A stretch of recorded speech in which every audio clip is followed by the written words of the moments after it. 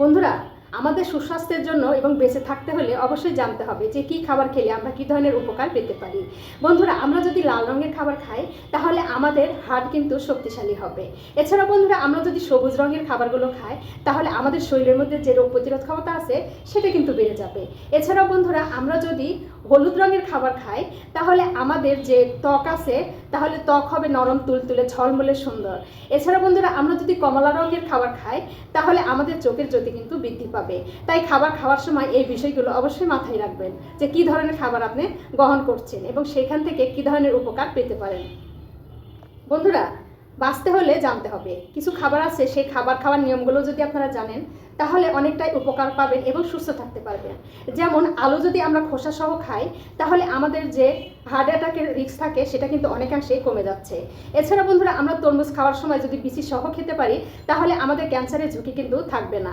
এছাড়াও আমরা যদি বাদাম খোসা ছাড়িয়ে খাই সেটা আমাদের স্কিনের জন্য কিন্তু খুবই উপকারী।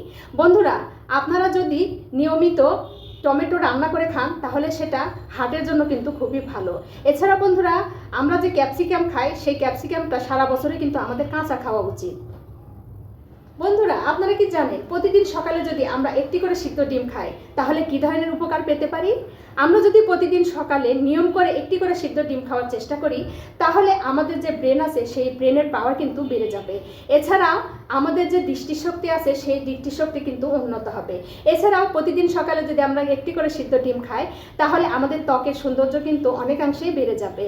বন্ধুরা, নিয়মিত সিদ্ধ ডিম খেলে আমাদের যে মানসিক টেনশন থাকে বা দুশ্চিন্তা থাকে সেটা কিন্তু অনেকাংশেই কমে যাবে। তাই প্রতিদিন সকালে নিয়ম করে একটি করে সিদ্ধ ডিম খাওয়ার চেষ্টা করুন। বন্ধুরা, বাঁচতে হলে জানতে হবে কিছু খাবার আছে, সেই খাবার খাওয়ার নিয়মগুলো যদি আপনারা জানেন তাহলে অনেকটাই উপকার পাবেন এবং সুস্থ থাকতে পারবেন।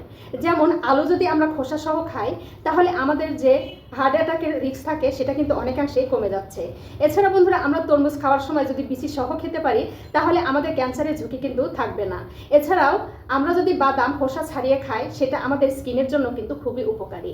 বন্ধুরা, আপনারা যদি নিয়মিত টমেটো রান্না করে খান তাহলে সেটা হার্টের জন্য কিন্তু খুবই ভালো। এছাড়া বন্ধুরা, আমরা যে ক্যাপসিকাম খাই সেই ক্যাপসিকামটা সারা বছরই কিন্তু আমাদের কাঁচা খাওয়া উচিত। বাঁচতে হলে জানতে হবে এই কথাটার মানে কি জানেন? মানে হচ্ছে সুস্থ থাকতে হলে কোন খাবারগুলো খাওয়া উচিত এবং সেই খাবারগুলো খাওয়ার নিয়ম কী এবং সেই খাবারগুলো থেকে আমরা কী ধরনের উপকার পেতে পারি। যেমন ধরেন বন্ধুরা, আমরা ক্লান্তি দূর করার জন্য লেবু পানি খাই। সেই লেবু পানি খাওয়ার সময় যদি আমরা সেই লেবু পানির সঙ্গে কিছুটা বিট লবণ অ্যাড করে দিতে পারি তাহলে আমাদের ক্লান্তি কিন্তু নিমিষেই দূর হয়ে যাবে।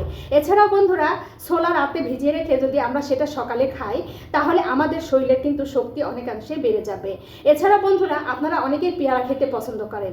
সেই পেয়ারা অনেকে কি করেন, খোসা ছাড়িয়ে খান, কিন্তু পেয়ারা খাওয়ার সময় এই পেয়ারা যদি আমরা খোসা সহ খেতে পারি তাহলে আমাদের শরীরের রক্তশূন্যতা কিন্তু দূর হবে। এছাড়াও বন্ধুরা, অনেকেরই কোমরে ব্যথা থাকে, তারা যদি কয়েক কোয়া রসুন নিয়ে সেটা ঘিয়ে ভেজে নিয়মিত খাওয়া শুরু করেন তাহলে তাদের কোমরের ব্যথা কিন্তু অনেকাংশে কমে যাবে।